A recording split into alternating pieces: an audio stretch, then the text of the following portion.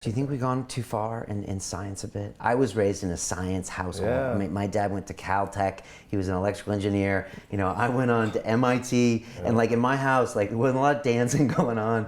There wasn't a lot of writing and English and history. Like for me, it was like Dad does this, and I'm going to do this, and so my head was like a science fair. That's what I was doing, and so it's only later in my life when I kind of made a spiritual connection in different ways. But yeah, is that just kind of a modern, society evolving? Does it go to the mind first a lot of times with technology? Osho is interesting because he talks about how a new mankind, a new humankind is evolving, where it's not a right or wrong. It's like saying yin is better than yang. All that yang, forget that yang. It's no good. It's better than. That's the silliest saying that day is better than night. Summer's better than winter. We could do away with winter. There's the Western mind and there's the Eastern mind. And he's quick to point out the flaws in each. He makes jokes about the Indians and how lazy they are. He's Indian, by the way, because they're so spiritual that they never get anything done.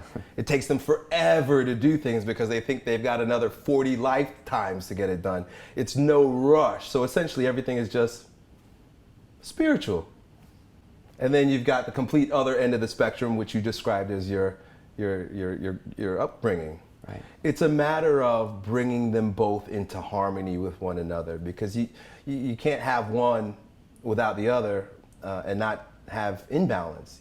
You can't have black without white, can't have up without down, can't have the Western mind without the Eastern mind. It's just beautiful that information now has allowed us to get in touch with one another. Of course, the Western mind has been imported to the East, but now we're getting the information through the internet and books and whatnot.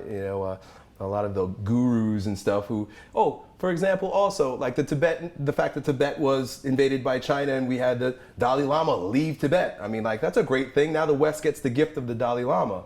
Right. So all these people come and teach.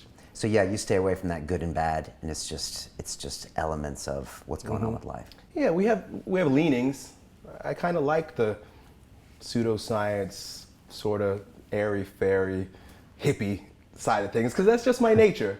I never really did good in math, but I did really well in literature and writing and reading and art, and movement. So I appreciate both, and it's just a matter of we need your leaning and we need my leaning so that we can all have a good time. Right. I was worried last year that this interview might never happen.